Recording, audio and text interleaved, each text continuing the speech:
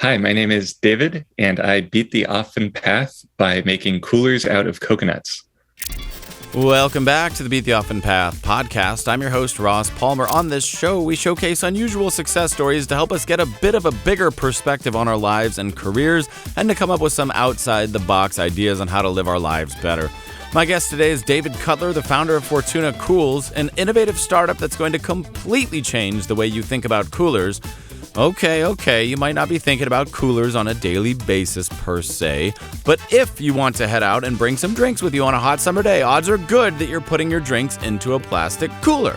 But what if there was a better way of both keeping things cool and, not creating throwaway products that will never decompose, forever polluting our oceans and lands such that future generations will likely only know us as the plastic era people? Too far? You love plastic that much, huh? Okay. Well, I'm deeply inspired by David's story. His optimism and determination led him to found a company that will have a profound impact on how foods are kept cool around the world, starting in the Philippines and Southeast Asia on an industrial and consumer scale. So here's David Cutler, the founder of Fortuna Cools. Coolers out of coconuts. That's going to be fun, I can tell already. Well, welcome to the show, David. Thank you so much for joining me. Thanks a lot, Russ. I'm excited for this.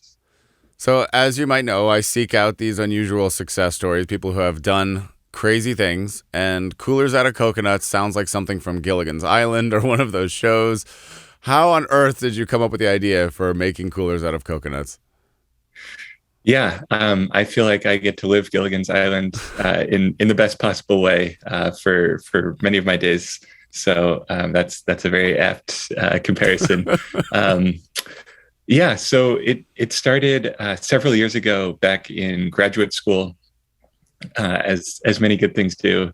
This was a student project before it was a company, and we started this thing in a design school class called Design for Extreme Affordability, where we were partnered, very fortunately with an NGO in the Philippines called RARE, and we were introduced to fishing communities that were struggling with cold chains, with how to keep their fish fresh from the time they were in the middle of the ocean, catching big fish, putting them in the bow of their boat, and trying to deliver them to markets in good condition, in top quality.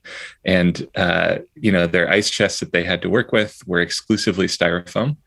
And the NGO RARE and this fishing community had been struggling for a long time with how do we deliver better quality products, and how do we at the same time give our fishermen and give all of these rural communities in Southeast Asia alternative livelihoods and better opportunities for the future.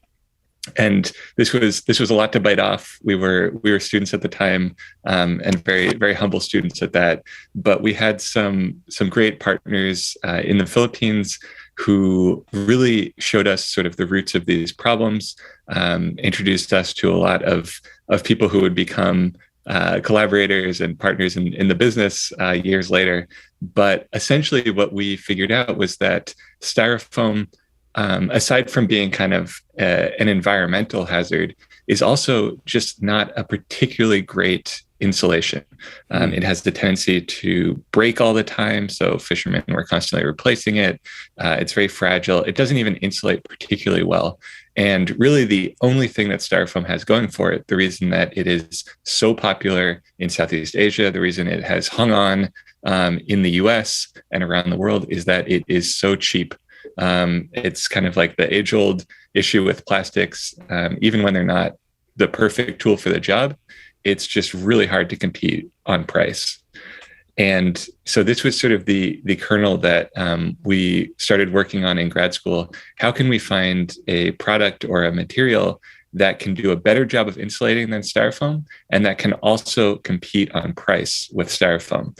And I will kind of like stop this long story before it gets out of hand. But the materials that we started looking at pretty quickly was broadly agricultural waste. So somebody else's trash is very cheap. And if we could unlock some sort of value in that waste, maybe there's some potential there. And so in the Philippines, it doesn't take long to come across these piles of leftover coconut husks.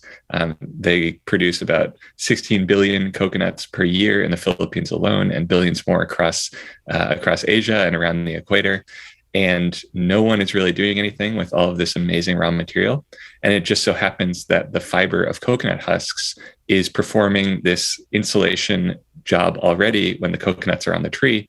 And it became our sort of life's work to take this natural insulation and transform it into a product and a material that could replace styrofoam and do so cheaply and scalably. Amazing.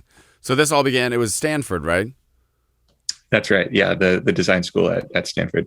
Okay, got it. So you're not a very smart guy, obviously. Graduate school at Stanford. Pfft, who cares? Believe it or not, Stanford is not a good place to get a big head. The thing people don't maybe realize about Stanford is that you, for as long as you're there, you feel like the dumbest person in every single room. Right. And so, believe it or not, I don't know how so many people emerge with so much confidence. But for me, I just learned how much brilliance there is in the world. And it became my kind of calling card to just pick and choose the smartest people in the room, because it is never me. And it certainly wasn't at Stanford either. Hey, you just tapped into my business model. That's exactly what I'm doing. That's literally what this is all about. So Stanford sustainability. So this was kind of hoisted upon you. They said, we've already got these connections. You're going to try to design for affordability. Was this something that you were interested in before going to Stanford? Were you always interested in sustainability, broadly speaking, or entrepreneurship or anything like that? I was absolutely interested in both, but I wouldn't say that I had a deep professional background in either. I had worked for a small startup in India, and it was not sustainability related. I had also worked for a big and amazing philanthropy called the Open Society Foundations, where we were supporting a range of different NGOs and issues around the world to sort of make the world a better place. But I worked longest at the philanthropy before I went back to graduate school. I think I did go back to grad school with the idea that entrepreneurship, and in particular kind of social entrepreneurship, social impact, was a really exciting model. And it stands sort of in contrast to a lot of the philanthropy and nonprofit work that I had done before grad school. I saw some incredible NGOs, but I also saw, kind of the frustrating side or the limits to the model of nonprofit work. And I did go back to grad school with the idea that, social for-profit models could be a really exciting space to work in. And I was kind of secretly spending my time at Stanford, sort of looking around for opportunities to marry this sort of model with something that I really believed in, and sustainability, environmental and social change, especially outside of the US, where I felt like the potential impact was biggest. These were things that were sort of guiding my search, but it was a very broad search for sure. Unbelievable. Yeah. I like the model too. I'm very interested in it as well. It seems like a nice balance between our motivations as individuals and as creators and the motivations of society at large, because we know that we can't get people to do things for no reason. It's just impossible. As much as we would like to, it's hard to make change. But if you create a product or something that somebody can use or they can buy and you build that in, it seems to me that it's one of our greatest chances to get out of the mess we find ourselves in. Do you agree with that? Or is that just something that we say to make ourselves feel better as social entrepreneur type people? It's certainly something that I say. I do happen to believe it and agree with you. So that helps to motivate me every day. But I totally agree with that. And I think the businesses and the business models that I think have the potential to really change the world are the ones where the impact is so deeply ingrained into whatever the core thing that the business is doing that you simply cannot separate the positive impact from the growth of that business. And I think as much as I respect and appreciate all the businesses that do their one thing over here and then donate or devote a certain X percentage of their profits to, some environmental or social cause over there. I think it's inherently a very fragile system when you're depending on kind of like the good graces or sort of these sort of compromises where you extract, this much natural resources, but then you sort of like out of the goodness of your heart, do this positive thing over here. And yeah, I think it's just such a powerful idea to have impact, a positive impact, really embedded in the core thing that you're doing. And I was inspired by a lot of companies that are trying to do that. And I really think it has to be the way of the future, because when you see businesses that are on these kind of like flywheels that are growing really quickly, if there's a positive impact that scales linearly with the business, it just simplifies everything, and it means that there's sort of like unlimited upside to that sort of growth. So yeah, I do really believe in what you're saying there, Ross. Yeah, and it's like when we think about robots or AI or the future of these things, I think it was Asimov who said those rules that we need to put into AI, right? Don't kill a human. There's 3 rules. Don't do any harm to a human. Now, whether they'll follow that or not, we don't know. But it seems like when businesses don't have such rules attached to them, as they grow, they can become the opposite. They can become something very different, something very monstrous. Compare what Steve Jobs had in the early days of Apple to what Apple is today. We're a pirate company. We're an upstart company. We're not the man. Now, they are the man, right? So it's quick how a business can change, and if you don't bake these things in at the start, it's pretty unlikely that they'll come in later, right? That a company will just one day magically decide to bake them in. Would you agree with that? 100%. Yeah, I think it's not always easy at the very early days of a company to be considering all these externalities. A lot of companies feel like they don't have the luxury of time or resources. In particular, it's usually resources to be considering these things that can feel somewhat extraneous to the core of the business.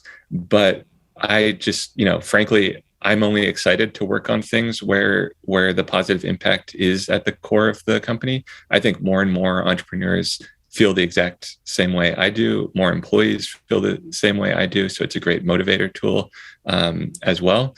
And yeah, I think, if you're not thinking about these things from day one, it's very unlikely that you can successfully integrate them, like backtrack down the line when so much stuff is in motion, and sort of integrate this stuff later. So I think the early days of a company are really important to set this stuff in stone. And like bringing this back to my company, Fortuna, there's always a piece of me. I have to talk to investors. I have to think about the long-term future of the company. And there's always a little piece of me that feels this great sense of relief and freedom when I think about the future, because there's no way that the products that we make, whether we are acquired by some sort of enormous multinational company, or whether we go public someday, or whether we just become a humongous company ourselves, there's no way that our core impact is sacrificed, because every single cooler that we sell, every product that we make, it means more farmers have extra income. It means less plastic in the world, less CO2 being burned by this waste that's instead being transformed into useful material. And so it's just that linkage is just so baked into what we do that there's simply, it's like we couldn't compromise on those core values even if we wanted to.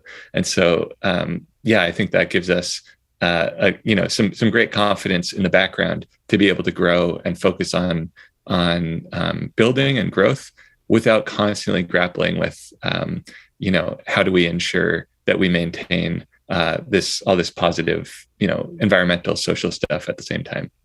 I love that. I think that's brilliant. So before we dive into the specifics of your two company or business endeavors, tell me what is it about styrofoam? Why is styrofoam so cheap? What have we learned about this? What about the process makes it so dang affordable? Or like you said, plastics in general, when they're not necessarily the right tool for the job, why are they always the cheapest tool for the job? Yeah, it's very simple actually.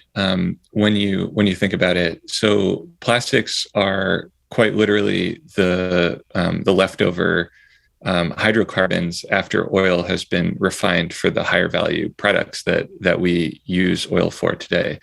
Things like gasoline, aviation fuel, and so all of those sort of products are essentially subsidizing the production of plastics. That's why we take oil out of the ground, is because we need to be, filling up our cars with so much oil every day.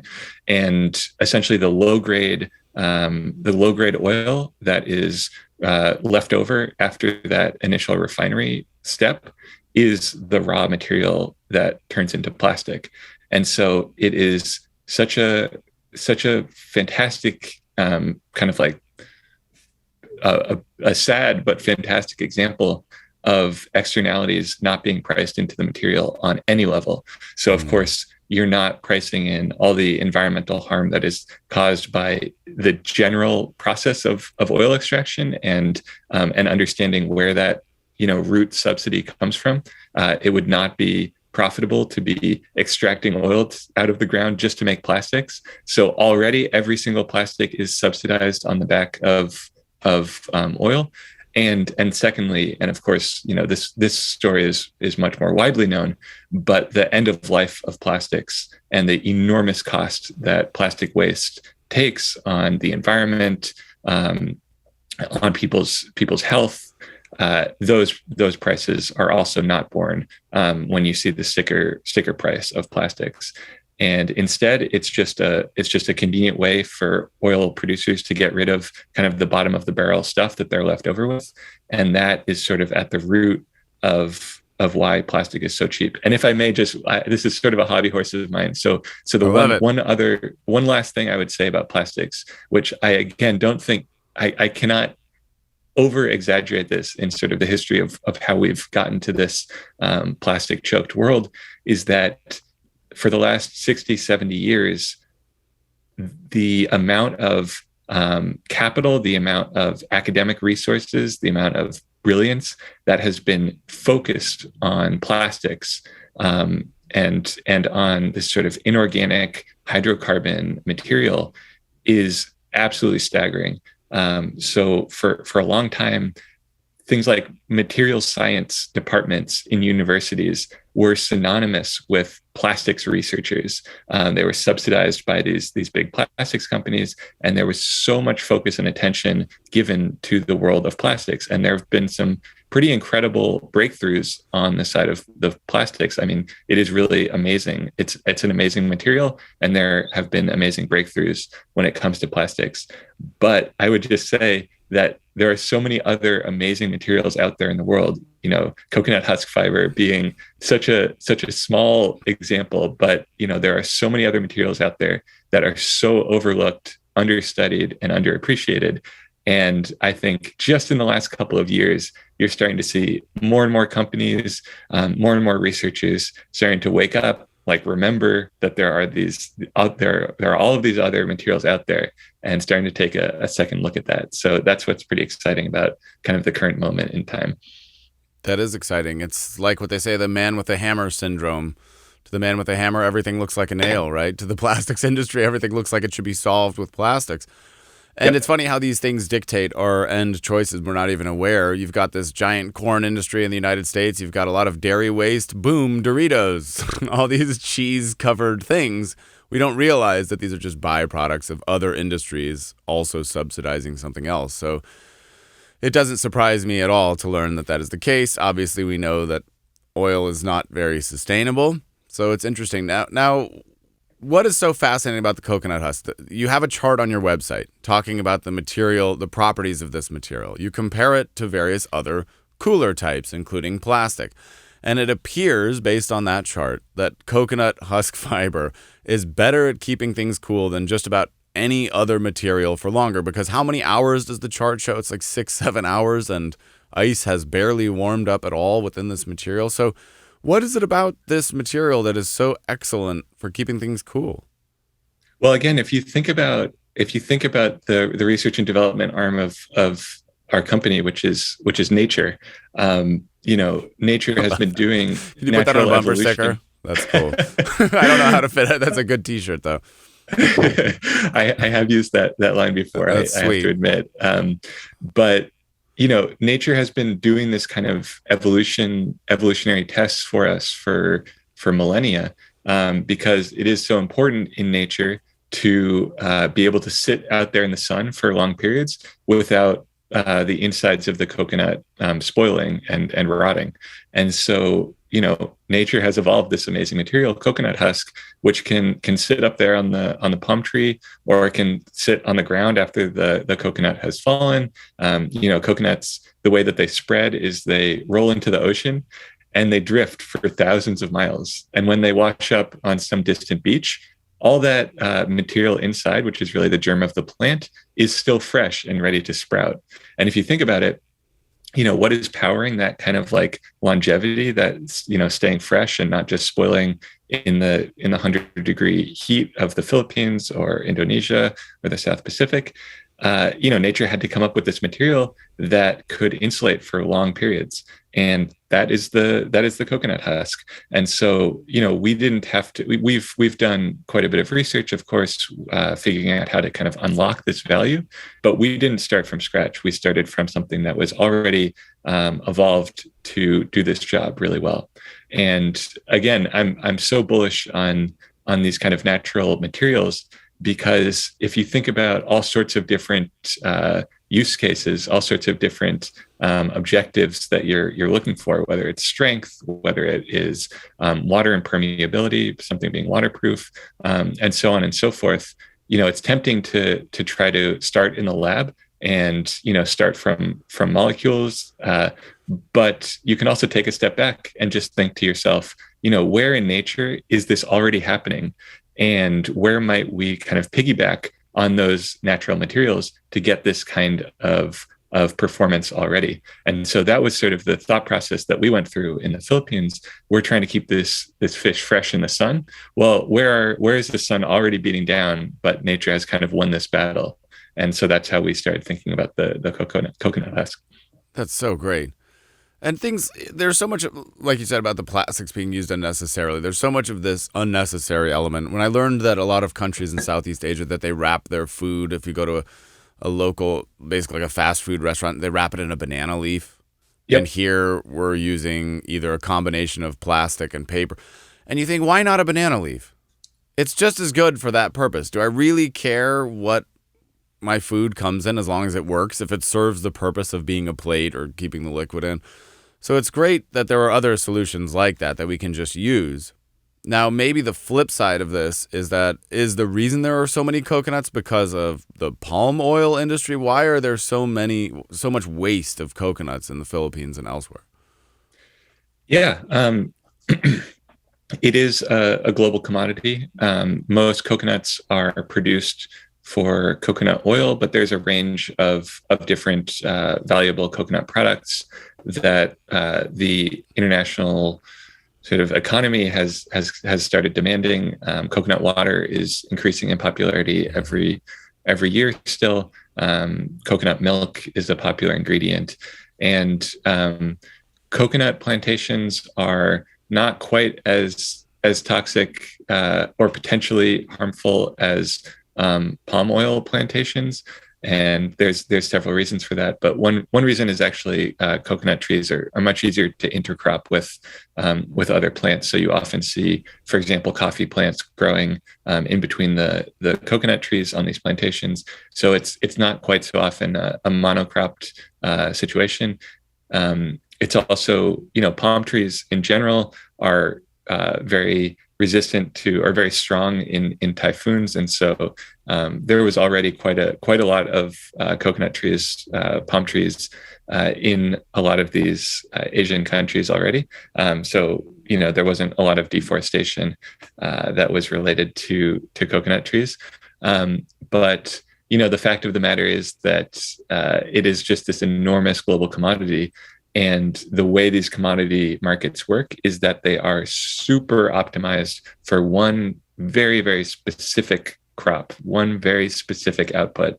Yeah. And in the case of coconuts, it is kind of the meat or the water of the coconut. And if you think from the perspective of these kind of giant companies, they just don't have the time or even the sort of in-house expertise or creativity to be thinking about, we're producing all these coconuts, and therefore we're producing all this byproduct. So is there anything we could be doing with everything else that gets left behind? And the answer for a lot of big companies, for a lot of super specialized commodities markets, is just sort of a big shrug. We just need to optimize the one thing and continue to optimize for it. And what would they be doing then? Burning them, sending them to landfills? Burning them, okay. And probably not capturing any of that, just burning them, not capturing, not using energy or creating energy with it. A lot of that stuff is just, it's possible, but for a long, long time, it was just not worth it. Not their problem. Nobody was telling them to work on that. These companies, had other things to focus on, and so this was waste. And like all of us all around the world, when you have waste, the only thing you want to do is get rid of it as quickly as possible, and that means by and large burning it. There are a little bit of small scale producers that use it as fuel. It's not great fuel. There's not a ton of heat content in the material. There's some other very marginal things that happens with some of these coconut husks, but by and large, they are thrown away and burned as waste. Wow. So 2 companies now. You've got the cooler that you sell. So Nutshell Coolers are the Kickstarter, or the crowdfunding backed consumer product. It's just a cooler that works way better. And then you've got a business side. Can you tell us a little bit about the 2 different arms, Fortuna Cools, Nutshell Coolers, and how that works? Yeah, absolutely. So we developed this model because we were kind of heads down on this packaging product in Southeast Asia. We had, really been grinding on making the best packaging, the best alternative to styrofoam coolers for cold chains, for food transport for a couple of years. And we were having some success. We were also learning much more about the business of packaging and the business of logistics and cold chains. Cold chains are just, keeping perishables fresh over long distances. And the important insight about packaging is that packaging is all about volume. So there's no margins or very low margins in packaging. And the name of the game is how many millions of whatever you're making can you make, so that those 2 pennies that you profit each one add up to some big number. And that is another reason why plastics are so popular, is that there's huge barriers to entry for anyone looking to disrupt that kind of enormous industry in the very cutthroat, cost competitive world of packaging. And we were grappling with this already on the packaging side. How do we grow? How do we scale? How much external capital do we need to be able to compete on volume with sort of these incumbent products? And this was a big challenge for us. And then COVID hit. And so, I was not the only one. Our business was not the only one to be seriously impacted, but also to start thinking very differently about the business. And so a lot of our work in Southeast Asia was put on hold while the region really grappled with how to respond to this crisis. And it also gave us some opportunity to kind of think much more broadly about the materials and about popularizing some of the insights and developments that we have been making in the Philippines. And developing a consumer product that looked a lot like the Fortuna coconut cooler that we had been building, but would be much more accessible to the everyday person. We had been hearing this request for years, since like the very first prototype that we made. Random people around the world were asking if they could just buy one to sort of take to the beach or to take to the mountains, show their friends, and kind of be an advocate for the impact, as well as the beneficiaries of this really interesting, cool material that we had been working on. And so COVID was, like it was for so many people, it was this kind of like opportunity to rethink things and launch something new. And so today, the product that we developed out of this sort of rethinking process, the Nutshell Cooler, is this product for individuals.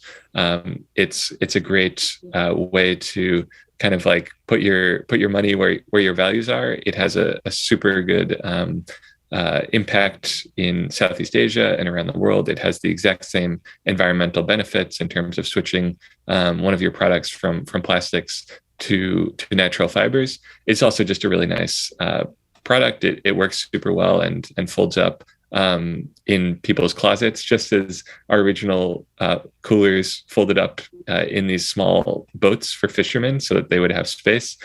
Today, we sell the Nutshell coolers to a lot of people who are space constrained in Brooklyn or in Portland, and appreciate the exact same designs that we had originally worked on with fishermen. And most interestingly, I think it's a cool model because it is sort of the reverse problem. So packaging is this high volume, low margin product. Consumer products are higher margin, much lower volume, and so they are these very natural complements to each other. And it is a really cool business way to make it through these early years, to scale in sort of in kind of like a natural way, and not get just totally crushed by the incumbents, and also to build this early community of people that believe in what we're doing and are excited to help us develop this material and this product, build this community around the world, and kind of go on this journey alongside us. And so that's kind of the point of the Nutshell Cooler. Even as we continue working on the packaging in Asia, they are kind of like complements to each other today. I get it. It's like NASA goes to space and I get freeze-dried ice cream. Win-win. There you go. Win-win, right? Everybody wins. That's great. Yeah, exactly. Now that you've seen a little bit into the future of what this could become, are there any other products or verticals that you think there might be an impact here that you might be able to expand into? Anything else that has shown up on the horizon that maybe didn't see at the beginning? The second most fun part of my job, aside from getting to work with all these farmers and amazing partners that we have in our existing supply chains, is the volume and level of excitement that we encounter from all over the place when we start telling our story. And so these days, like every single day, we get some idea, some passionate person contacts us who's in Mexico and has some pineapple plantation and says, oh, we have all this pineapple leaf waste, or this agave waste, as someone was telling me just yesterday. Could we use it for construction material? Of course, I'm not necessarily the expert in all of these different products, but I have learned that the most important thing in these early days is to just provide that kind of sounding board, that sort of like excitement, and kind of like unlock other people's creativity and resourcefulness. So the answer to your question is, we are looking at a couple of particular new products for Fortuna. We're looking at larger scale industrial insulation, even some kind of construction insulation. But we're trying to stay pretty focused on kind of our core, because even in the realm of coolers and cold chains, these are huge markets, and we're just scratching the surface with our sort of early products of what we can do here. And at the same time, we are just hearing so many ideas from fellow entrepreneurs or agricultural producers for what they can do with all of their natural fiber waste. And my general answer to all of these people is it's almost certainly possible. It's going to take a little bit of work and creativity. And, Fortuna might not be the plug and play solution for everything, but at the very least, we are thrilled to kind of have those conversations. And if nothing else, to be a bit of inspiration that it is possible, if not provide all the scientific and manufacturing expertise to unlock it. But we are looking at some different industrial applications and construction applications right now. I'm very grateful that you, a brilliant person, have agreed to talk to me and share your ideas. I think it's profoundly inspiring, and I really look forward to seeing what you come up with next. I love everything about it. So here's one more supporter. Not that you need one per se, but I'm encouraging you here because we need more people like you doing exactly this. So I think it's awesome. So again, really, thank you for taking the time to sit with me today and share your story.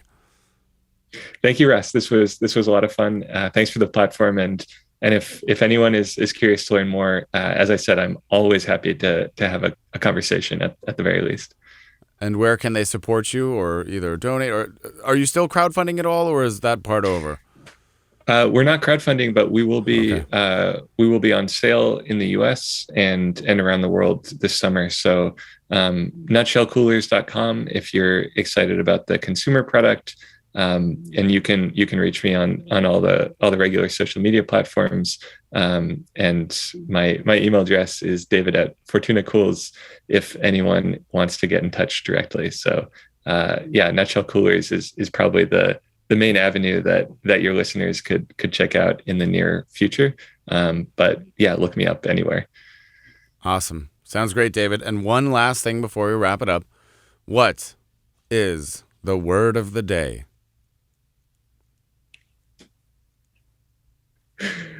The word of the day.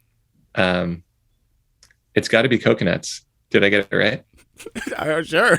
Great. It's your word. The word of the day is coconuts.